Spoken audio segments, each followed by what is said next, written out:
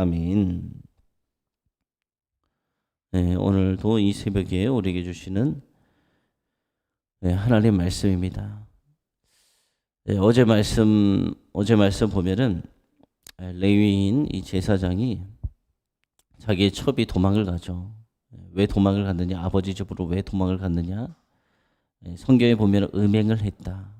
아니면 크게 뭐 소리를 질렀다. 부부싸움을 했는지.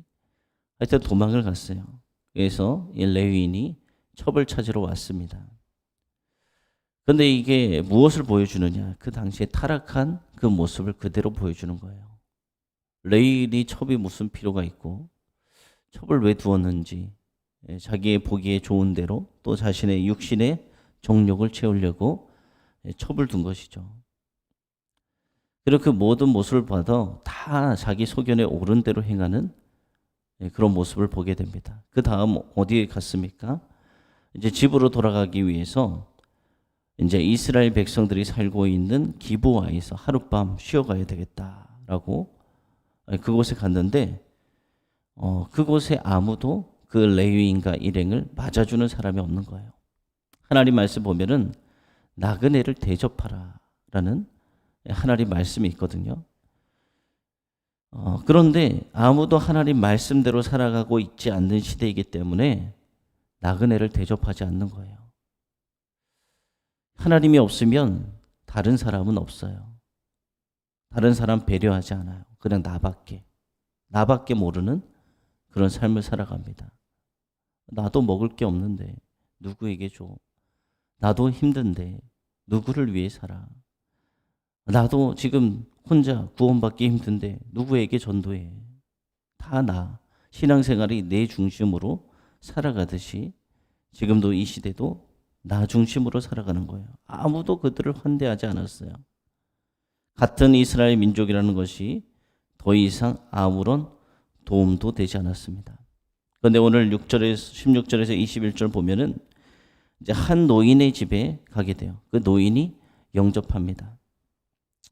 이 레위인 일행이 기브아 성읍 넓은 거리에서 곤란에 처했을 때 한 노인이 등장해요. 이 노인이 밭에서 일을 하고 늦게 돌아오는 거예요. 이 노인은 어떤 사람일까요? 힘이 없는 사람이에요. 힘도 없고 가진 것도 없는 사람이었어요. 그런데 일들을 보면은 이제 주님을 위해서 헌신하는 사람들 많이 보면은 다 보통 다 그런 건 아니지만 없는 사람들이 더 헌신하고 가진 지식 없는 사람들이 더 헌신하고 아무것도 없는 사람들이 더 헌신하는 모습을 많이 봐요. 왜냐하면 하나님께 받은 은혜가 더 많거든요. 그 사람들은. 하나님 없으면 살아갈 수 없는 사람들이기 때문에 내가 이렇게 하나님께 은혜 받았고 하나님 살아계신데 그러면서 섬기고 그렇게 하는 모습을 봅니다. 있어서 섬기는 것이 아니더라고요.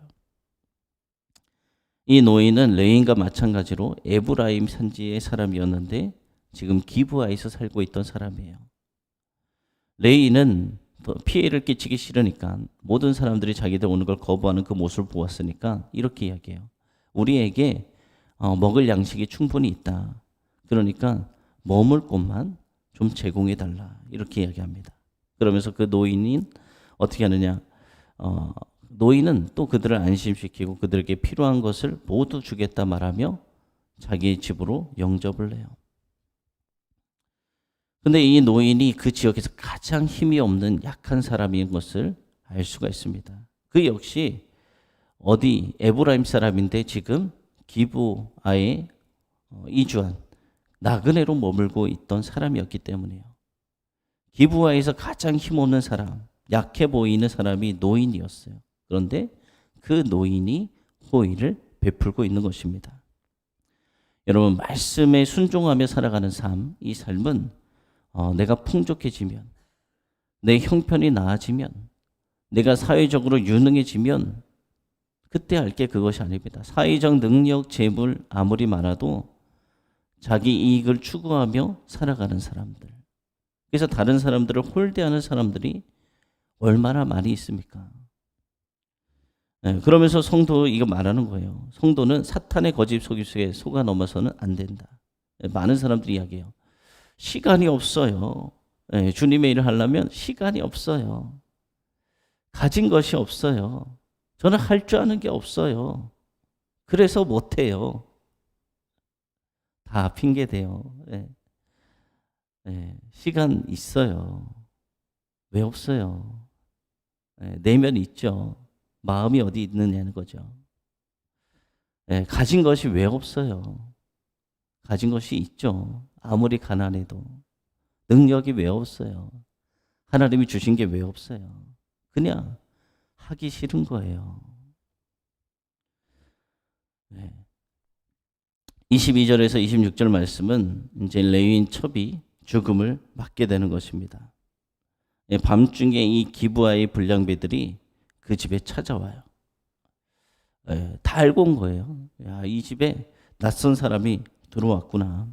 그래서 그 집 주인은 힘이 없는 노인이었고 레위인 일행도 다른 지역에서 왔어서 다른 사람들의 도움을 받을 수 없다는 것을 다 알고 이 나그네들에게 공격을 해야 되겠다라고 불량배들이 찾아온 것입니다. 찾아온 것은 자기 눈에 좋은 대로 그들에게 행하고자 한 거예요. 자기 욕구대로. 짐승처럼. 그러니까 우리가 수요 예배에도 말씀 가운데 있었잖아요. 육에 속한 사람. 그리고 하나님을 모르는 사람들은 육신의 정욕대로 살아가요. 영적인 것을 모르고 그냥 자기의 감정대로, 욕구대로. 그래서 이 불량배들도 자기 눈에 좋은 대로 그냥 행하는 거예요. 그래서 노인도 이 레위인을 보호하자고 하는데 자기 눈에 좋은 대로 그냥 하는 거예요. 아, 안 되겠다. 이 사람에게 해가 되겠다. 그냥 내 딸, 이 레위인도 첩을 들고 왔으니까 이 줘버리자. 자기 생각대로 제안을 합니다. 그러나 흥분한 불량배들은 뭐 힘으로 밀어붙이면 되는데, 다치하지 하면 되는데 힘으로 밀어붙이려고 그래요. 그러자 레위인이 어떻게 하느냐? 자기 눈에 좋은 대로 이 딸이니까 안 되고 내 첩이면 될 거다 하고 내 첩을 끌어내서 그 불량배들에게 주어버립니다. 그럼 어떤 일을 당해요? 그녀가 밤새도록 불량배에게 능력을 당하고 죽임을 당해요. 노인의 집 앞에 버려졌어요. 보면은 뭐 진짜 소유물처럼 사람을 소유물처럼 다뤘잖아요. 기브아의 불량배들 또 집주인의 노인 레위인의 행동 이 모든 것을 보면은 하나님이 다 용서할 수 없는 악행이에요. 하나님 말씀도 없고 하나님을 두려워하지 않고 자기 그냥 눈에 보이기 좋은 대로 그냥 행하는 거예요. 자기 욕구대로 그냥 이렇게 하면 좋겠다. 이거 안 되겠다. 내가 살기 위해 얘를 버리자. 이 자기 소견에 옳은 대로 행하던 이스라엘 모습을 보면 도저히 하나님을 섬기는 자들이라고 볼 수 없는 그런 악한 자들. 그렇게 전락되고 말았어요. 또 27절에 30절의 말씀은 이제 아침이 됩니다. 아침이 되니까 잘 잤나 봐요. 또 이 레위인이 자기 첩은 밖에다가 내놓고 그 불량배들에게 그렇게 능욕당하도록 내놓고 아침이 돼서 길을 떠나자는 이 레위인에게 모습을 보면은 첩에 대한 하나의 뭐 걱정도 없어요. 그냥 아무 일 없었다는 듯이 그냥 일어나서 집을 떠나려고 하는데 문 앞에 쓰러져 죽어 있는 첩을 보게 됩니다. 그런데 그곳에서는 자기가 항변해 왔자 자기가 당할 것 같으니까 아무 항변도 하지 못해요. 그러면서 그 여인의 시체를 나귀에 싣고 집으로 돌아가요. 그리고 어떠한 마음을 먹느냐? 내가 복수해야 되겠다. 내가 복수해야 되겠다. 이 사건을 계기로 이스라엘 전체에게 문제를 확대시키잖아요. 그래서 칼로 여인의 시체를 12토막을 내요. 칼로 잔인하죠. 죽은 자신의 첩을 12토막을 내서 이스라엘 12지파에게 다 보냅니다. 엽기적인 일을 저지르는 거예요. 그러면서 왜 보냈을까요? 그들을 가만히 두지 마라. 그들을 가만히 두지 마라. 꼭 복수해야 된다. 전쟁을 부르고 있는 거예요. 싸움을 부추기는 거예요. 자신의 한 행동, 자기 뭐 잘했습니까? 자기가 지켜줬어야지. 자기가 살려고 첩을 내주고 죽음으로 몰아갔으면서 자신이 한 행동에 대해서 반성, 뭐 첩에 대해서 미안함, 애통함 그런 것은 하나도 없고 그냥 자기 소견에 오른 대로 내가 가만히 안 둘 거야. 복수하겠다고. 지금 이러고 있는 것입니다. 이 사건을 통해서 어떻게 되느냐. 이 11지파가 힘을 모아서 베냐민 지파와 싸우죠. 그래서 베냐민 지파를 같은 민족을 다 쓸어버려 죽일 그 지경까지 이르게 만드는 그런 원인을 제공하게 된 거예요. 이 말씀을 통해서 우리가 알 수 있는 것이 무엇이냐. 자기 소견에 옳은 대로 다 행하면 결국은 자면의 길로 가게 된다는 거예요. 우리는 하나님의 말씀을 보고 하나님 말씀대로 살아가면은 자유를 잃어버리는 것 같아요. 왜 이것도 하지 말고 이것도 하지 말고 이것도 하지 말고 왜 나는 이렇게 하고 싶은데 이렇게 살아가라고. 하나님 말씀에 있으니까 하나님의 법을 떠나가기만 하면 자유롭게 살 수 있을 것 같아. 하나님 없이 살아가면 좀 자유롭게 살 수 있을 것 같다. 하지만 결국에는 내 이익을 위해서 다른 사람을 잔혹하게 대하는 악행을 저지르게 됩니다. 사람들이 다 무엇을 추구하며 살아갑니까? 자신의 욕구, 욕망, 더 갖고 싶고 더 채우고 싶고. 그러니까 어떻게 해요? 다른 사람을 이용하는 거예요. 다른 사람을 짓밟는 거예요. 빼앗는 거예요. 그래야 내 것이 되니까. 그런데 어떻게 됩니까? 하나님이 그렇게 하라고 하셨습니까? 그런데 이 세상은 그렇게 우리를 만들어요. 다른 사람 거 빼앗아야지. 내가 더 갖고 다른 사람을 눌러야지. 내가 높은 사람이 되고. 그래서 악행을 저지릅니다. 그런데 우리 삶에 가장 옳은 것이 무엇일까요? 하나님 말씀이 하나님 말씀. 하나님 말씀대로 살아가면은 절대 어려움도 없고 폐함도 없고 승리만이 있습니다. 언제나 옳은 것은 하나님 말씀이에요. 하나님 말씀. 그래서 우리가 살아갈 때 기준이 하나님 말씀이 돼야 된다는 거예요. 근데 세상은 자꾸 공중박이는 그것이 아니잖아요. 빼앗아, 쟁취, 가지려면 어떻게 돼? 요즘에 돈 벌려면 돈 쉽게 못 벌어요. 뭔가 불법적인 일을 해야지 돈을 많이 벌 수 있어요. 근데 하나님 말씀에 그건 아니에요. 근데 자꾸 우리를 유혹하는 거예요. 그러니까 하나님 말씀 없이 덮어버리고 그 길을 가게 합니다. 나중에는 그것이 결국은 우리에게 올무와 사망을 갖다 주는 것이 된다는 거예요.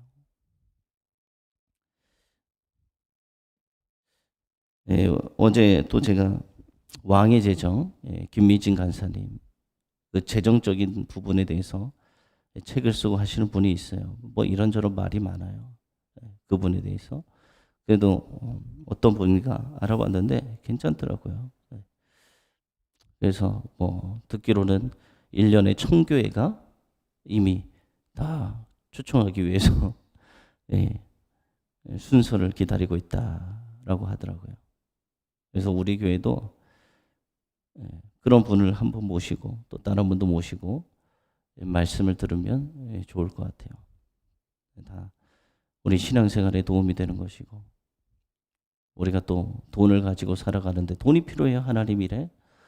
돈 없이 못해요. 선교도 그렇고 교회 운영이나 복음을 전하기 위해서 돈이 필요한데 그 돈이 어떻게 사용되어지냐.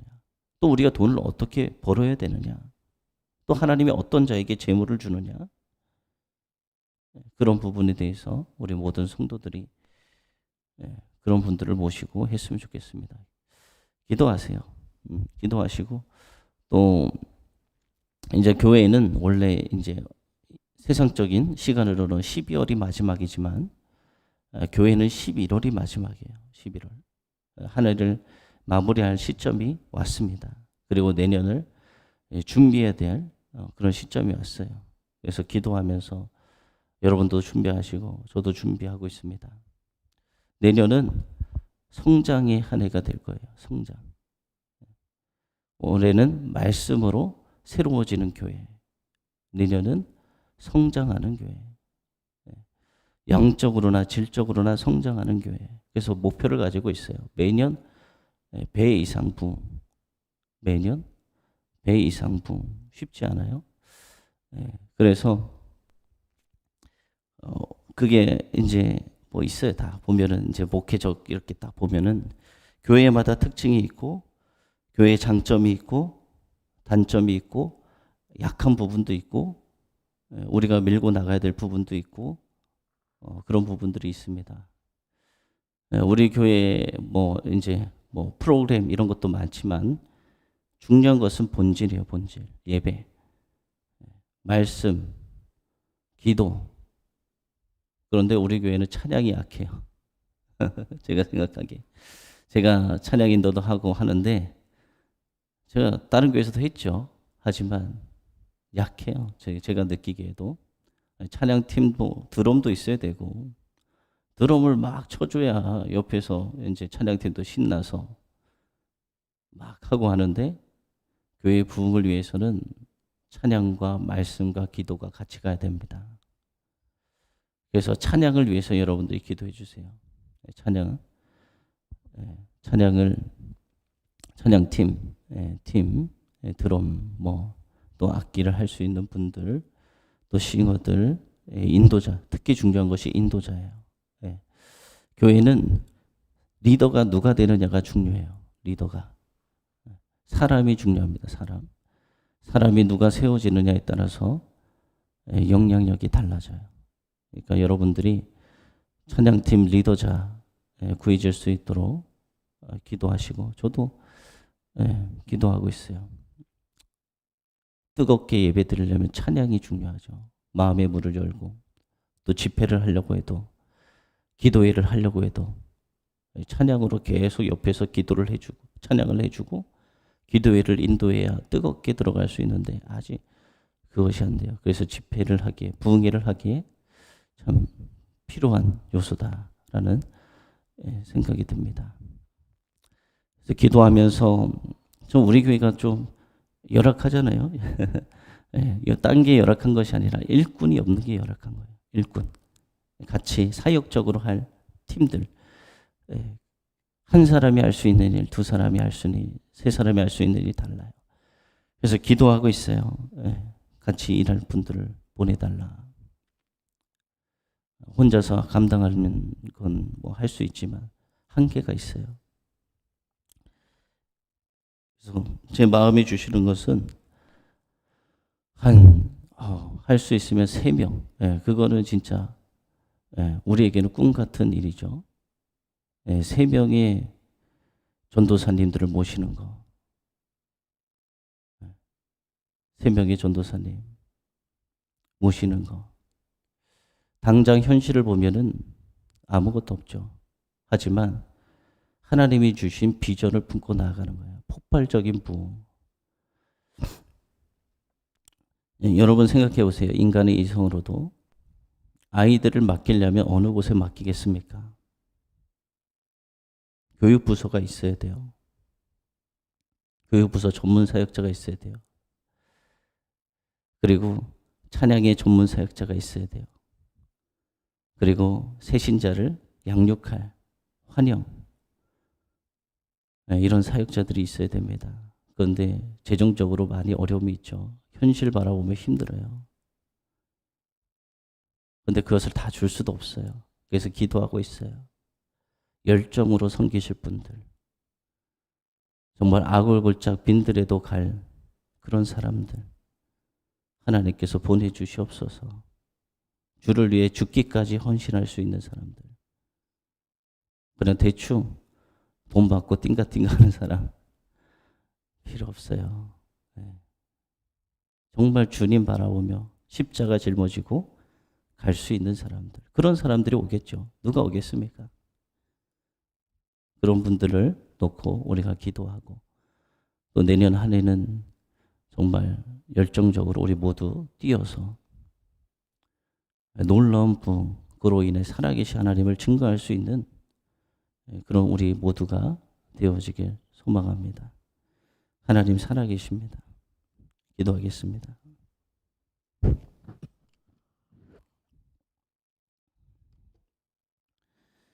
살아계시고 은혜가 풍성하신 하나님, 오늘도 주의 말씀을 주셨습니다. 사사기 말씀, 아버지, 이 시대는 하나님 말씀이 없었습니다. 다 자기의 소견에 옳은 대로 레인도 첩을 두고 불량배들도 하나님을 두려워하지 않고 자기들이 욕구를 취하고자 행했고,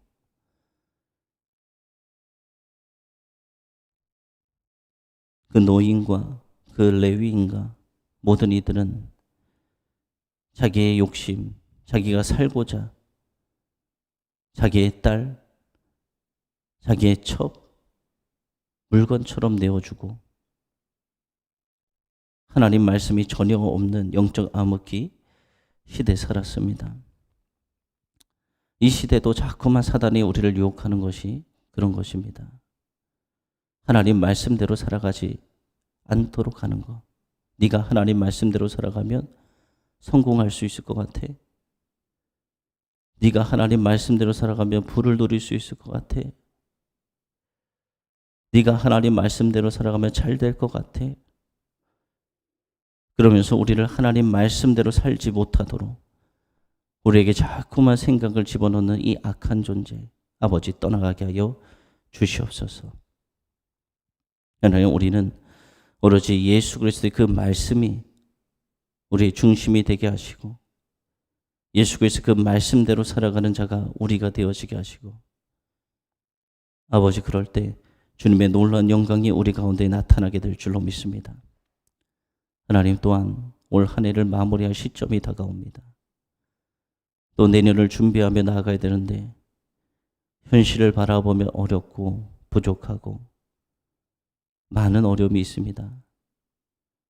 하지만 내년을 오로지 주님께 영광으로 올려드리는 한 해가 되어지게 하여 주시옵소서.